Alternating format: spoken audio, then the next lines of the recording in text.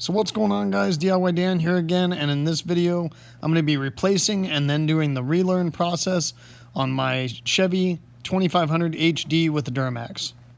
So don't quote me on this, but I believe everything from 2014 to present day on these trucks for this relearn process is the same.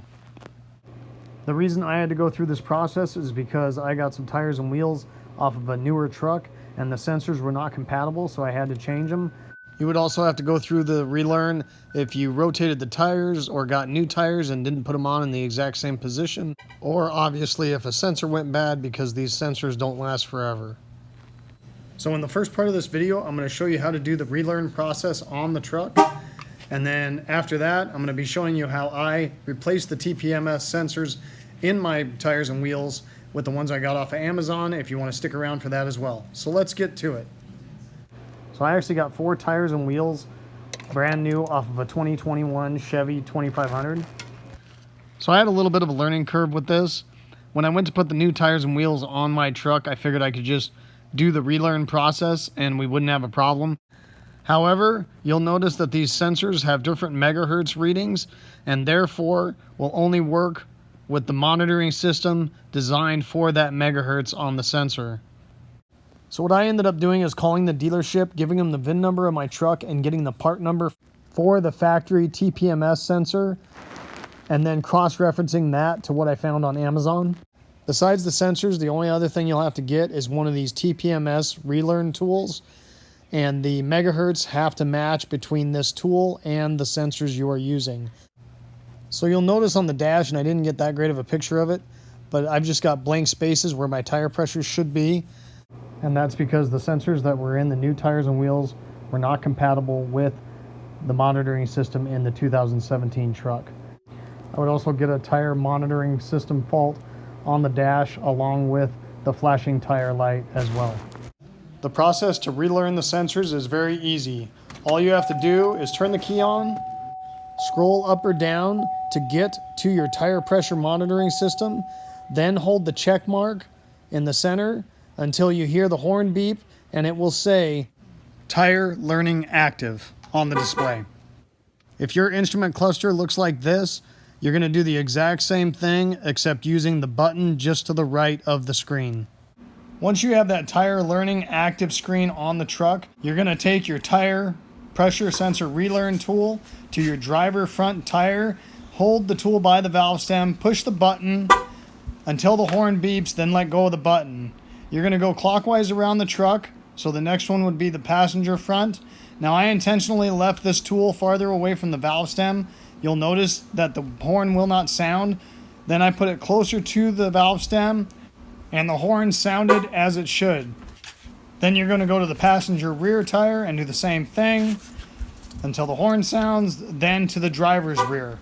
After you finish the 4th tire and you hear the horn sound once, within a couple seconds, you should hear the horn sound 2 more times, telling you it is done with the relearn, and you should have all your tire pressures on the dash. Now I'm going to go over how I replaced my TPMS sensors on my truck. I wanted to verify that the sensors and the tool were going to work with my truck before unpackaging everything, in case something wasn't right and I needed to return it.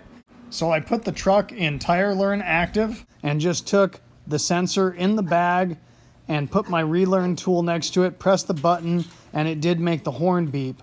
Obviously it didn't read any pressure, but if the horn beeped, that means it's compatible with the truck and the tool. So keep in mind you have to do all 4 sensors as well when you do the relearn. I tried reprogramming just one to see if it was going to work before doing all 4, and I could not get it to read on the dash. However, the horn did beep after the first one, which told me it was good. So I did the rest of them and then did the relearn for all 4 sensors. So now I'm just jacking it up so I can show you guys how I installed the tire and wheel sensors. Make sure you use wheel chocks on the other wheel. This was a really dumb move on my behalf. So after putting some wheel chocks under a couple of the other tires this time, I went ahead and jacked it up and got my impact and took off the tire and wheel.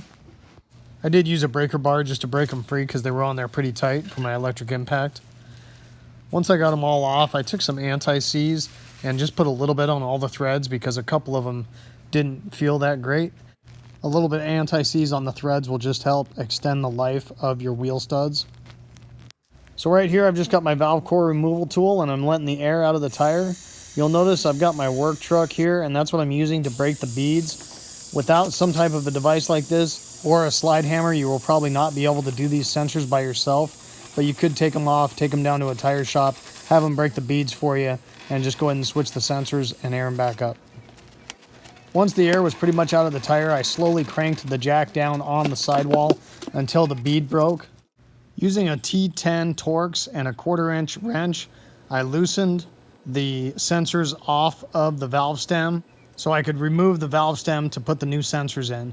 Now, if your sensors are bad, then you don't have to worry about it. These were brand new sensors, and I was going to give them back to the gentleman I got the tires and wheels from, so I didn't want to ruin them. Once removing the sensor off of the valve stem, I used a pair of long dikes to leverage the valve stem out of the wheel. Once getting that out, I grabbed the new valve stem, put a chrome valve cap on it, and lubricated the valve stem with some dish soap diluted with water to make it easier to pull through the wheel. The purpose of the chrome cap is so you can grab that with a pair of long needle nose and leverage it against the wheel to pull it up into place. Then I removed the chrome cap. When placing the sensor in the wheel, make sure it is tight to the wheel, otherwise it will catch when you seat the bead and break it off. I took my valve core removal tool, took the valve core out, and put a quick fill tire inflator on the valve stem. It supplies a lot more air into the tire and will help you seat the bead. Lifting up on the tire will help seat the bead as well to help get that sidewall up towards the edge of the wheel. Keep in mind you're only breaking the top bead, so you don't have to worry about the balance of the tire because it does not move on the rim. Once the bead seats on the wheel, then you can take the quick fill off of the valve stem, put the valve core back in, and finish filling the tire with the right amount of air pressure. And that's all there is to it, to replacing the Tpms sensor on any tire and wheel. Then all that was left to do was put the tire and wheel back on the truck. Always tighten your lug nuts down in a star pattern, and then I always go over them one more time just to make sure they're all tight. I decided to keep this Relearn tool in my truck because it's not like I needed it anywhere else. I did take the battery out so it does not corrode inside the tool, especially because it's not going to be used that often. Hope you guys enjoyed this video and it gave you some good information. If so, hit like and subscribe to my channel if you haven't already. The whole concept of my channel is to save you guys money by doing it yourselves. Hope to see you next time. Have a good one. Later.